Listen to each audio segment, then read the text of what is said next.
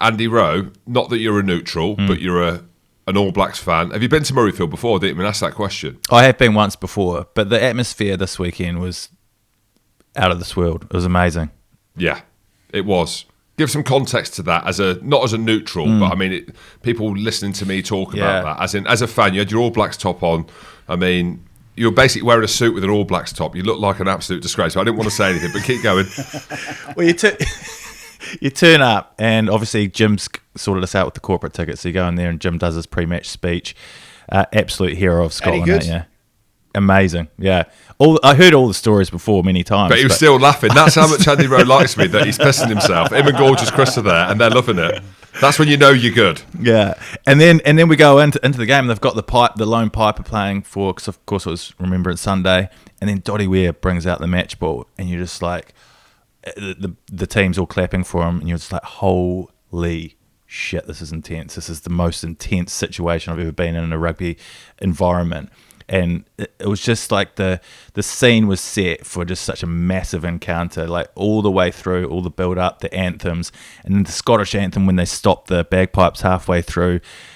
You just feel like you're on this emotional ride all the way to kick-off. That's what it was like, yeah. And then 5 minutes in, I was covering up my All Black jersey because I felt a little bit embarrassed that we were hosing you by so much.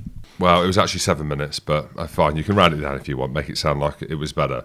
But on that, Goody, the atmosphere, mate, I wish you were here. I wish you would have been here to witness it, because we have been downbeat a little bit on Twickenham blasting out the Rood. But I can't really explain it. Yeah, I have. Yeah, I'll admit it. I mean, I absolutely hate the tune. Bad memories. Yeah, not a great upbringing. Bad memories of the Rood. But the other thing on it, Jim, and we'll come on to that other game in a bit, but you said how great the atmosphere was in Marseille. They're just playing Free From Desire. Mine incense is purified, free. That song.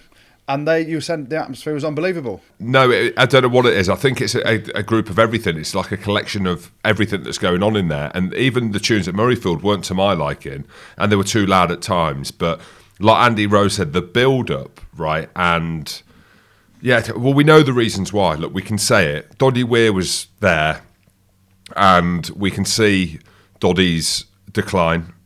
It's a really difficult word for me to say. I don't even know how to contextualise it. And we were unsure whether he was going to bring the match ball out. I wasn't sure, because it kind of all came after the anthems, after the haka. There was a delay. And like Andy Rose said, like with the pipers and stuff like that, the fact that it was a Sunday, I don't know whether that has got anything to do with anything, but I'm trying to think to the reasons why it was so good. And that's why I wish you were here, because it was it made me so proud to be involved with rugby. So that's that bit. And then the emotion around Doddie bringing out the match ball. And if you think 5 years ago, that same fixture, Doddie walked out the match ball with his boys.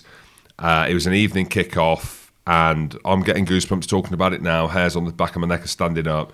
I remember it like it was yesterday. And you remember the energy in the building then. It was like the same, if not better, in the game this week. It was sad, it was emotional, it was surreal, and I just don't know, like, if we look forward into the game, whether all that and everything that kind of went into it, the build-up in the week, whether the Scotland lads struggled to deal with that, because it was just so intense. The energy in the atmosphere was so intense. Like, the haka was nothing. No disrespect to the haka, it's everything. But in terms of the context of what we're talking about, it felt like it was nothing. And you've had to have been there. It's one of them where, like, you need to have been there. I can't explain it. And I think that's what happened.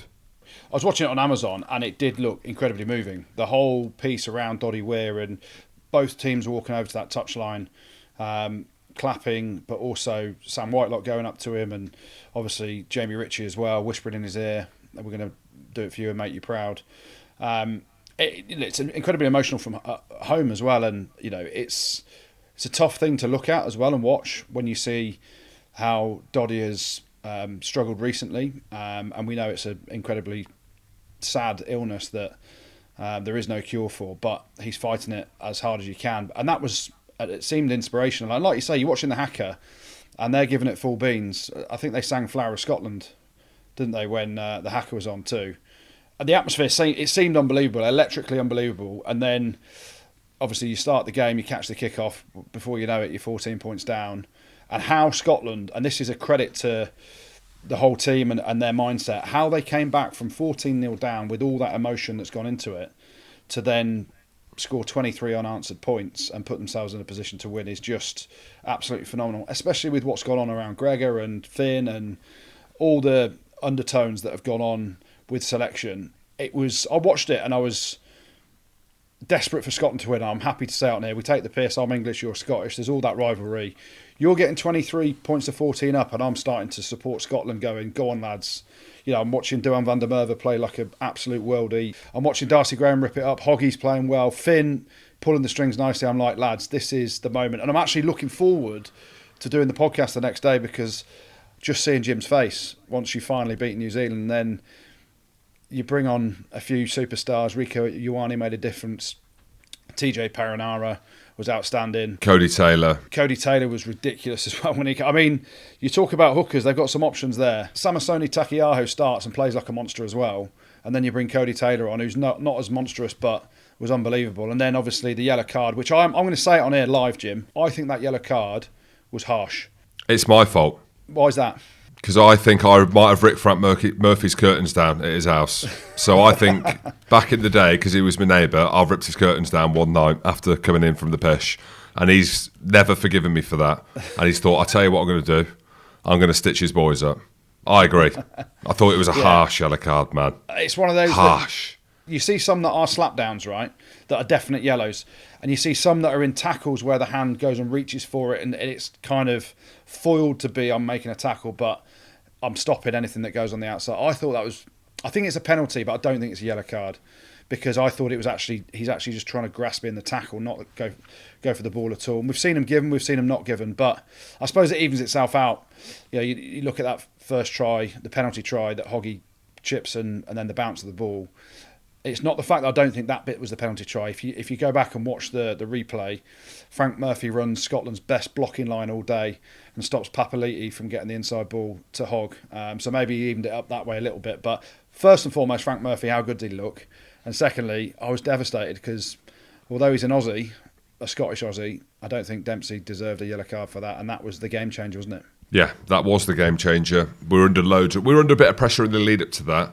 But like you just said, if you put into the mix the bench that came on for the All Blacks, the fact that I ripped the curtains down years ago, it wasn't even me. It was Sergio Parise. It wasn't even me, but I'll take the blame for it. So, and yeah, that was it. Like you said, 23-14 up. So 14-0 down, we get to 23-14. Darcy Graham, what did the famous Al Capone say? Inches. It's about the inches. It was about the millimetres. And it might have been Al Pacino, but we'll say it was Al Capone. And he scores that, and we score just before half-time. It's all ifs and buts. I hate this because I find myself doing this all the time with Scotland when we're in big games and it could have been this, if that. All right, let's do it. Blair Kinghorn kicks that penalty against Australia. We would have beat Australia. We didn't. We could have, should have, would have. But then Finn doesn't come back in and start against the All Blacks. He played very well, Finn, didn't he?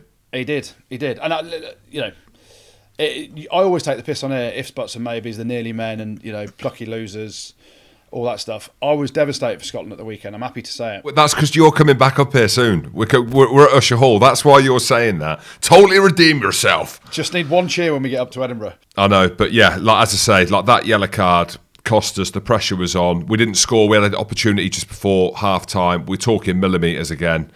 I think we had 3 opportunities where we were knocking on the door and we were literally millimetres away from the try line. And the big issue for us was the breakdown. And how do you fix that? Well, you've got Dalton Papali'i, he got man of the match. And you've got Ardie Savea as well. You've got 2 of the best back rows overball in the world. And when you play the way that Scotland do, and it is quite frantic, you've got to be so laser focused on the breakdown. Not that we were all over the place when them breakdowns happened because they were quite tight. But yeah, we just got done at the breakdown a little bit. And again, I need to go back and watch it on TV properly because watching it in the stadium and then looking at kind of social clips and bits on YouTube, I need to go back and watch it properly. But it seems to be a bit of Achilles heel for us, that breakdown. But what a game. The physicality was phenomenal from Scotland as well. And I'm looking at the game thinking England were poor week 1, we've got better week 2, but let's see the All Blacks, because I remember, Jim, you called them shit on the podcast a few weeks ago. Then they smashed Wales. Then you said they're amazing. Then Scotland nearly beat them. You started to believe last week. Did you put it on your fans, though, that Scotland had beat New Zealand? Were you that confident? Yeah, by 4. Oh, so close. But then the physicality and the line speed defensively, the one thing I will question, and Greg has come out and said, we need to finish off the game with 9 points up. Why'd you take Chris Harris off when he's your best defender? I didn't know whether he was injured or not, but I saw him after the game. He didn't look injured. I don't know. So there are question marks on. You can't just put it on the lads on the field, because sometimes you make substitutions where you think it's a like for like, and nothing against the player that came on, but Charis is a guy that has steeled up that defence for Scotland in that corner channel at 13, and then they started making yards down those outside channels, didn't they, where he was defending, and it was easy yards, which leads to momentum, which leads to winning more gain line, and that's where New Zealand really came back into their own and turned the screw in the last 20 minutes. And I'm generally devastated for Scotland, but fair play New Zealand. They can pull a rabbit out of the hat. They can find a way. You're losing by 9 points to Scotland with 20 to go. Most teams probably lose that game, but credit to them. They emptied the bench, brought some big boys on and got the victory. Do you start Finn again this weekend? Yeah, I think there's been enough redemption in terms of how he played. And this is going to sound really superficial, but I do think it's important to mention. He looked like he meant business. Not that he doesn't always mean business, but sometimes he can come across as a bit cocky, a bit smiley, which we love. We love all them things. But I think at the weekend we saw a real razor focus, leadership, the way that he was chatting to the players in the huddle. A razor focus, eh? Razor. Mate, All Blacks, you see, like that's the consciousness, isn't it? Just in overdrive. From speaking to Gats about Razor. Gats loves the podcast, by the way. Big shout out to you, Gats. I know you listen. Spoke to him, he does. But yeah, like watching Finn, the way that he played, the way that he controlled the game. Gregor mentioned it. World class kicking at goal. I think that's it now. Hopefully that's cemented his place. And what it also does as well with Finn, and we saw a few moments at the weekend, just the way that he plays, the way that he brings Duhan van der Merwe into the game, who, like Goody said, was unbelievable. But Darcy Graham was phenomenal. And also what Finn does as well, and I don't know this for sure, I'm just guessing, but looking at the energy and looking at some of the pictures of them doing the team run, like him, Stuart Hogg and Ali Price together, the 3 beer monsters who had 3 beers who were only allowed 1 beer, they look happier together. It looks like they bring the best out in each other. So hopefully that's now sorted, because now this Argentina game becomes a must-win. It becomes a must-win, not for both teams, but Argentina will be annoyed the way that they played at the weekend against Wales. But for Scotland, on a 6-day turnaround, in the grand scheme of everything we've seen, it's a must-win game. What does must-win mean? Well, it means you must win it. But what happens if they don't? Then I just think the energy, even though we lost at the weekend against the All Black, the energy almost dies a little bit around the team, because even though we lost, look how positive we're speaking about it. Look how positive people are in Edinburgh Andy Road when we were out last night and they were mobbing you. Like people are loving it, and that's all we want. Like that's what we want. So we need to beat Argentina on a 6-day turnaround. Pod. Rugby pod.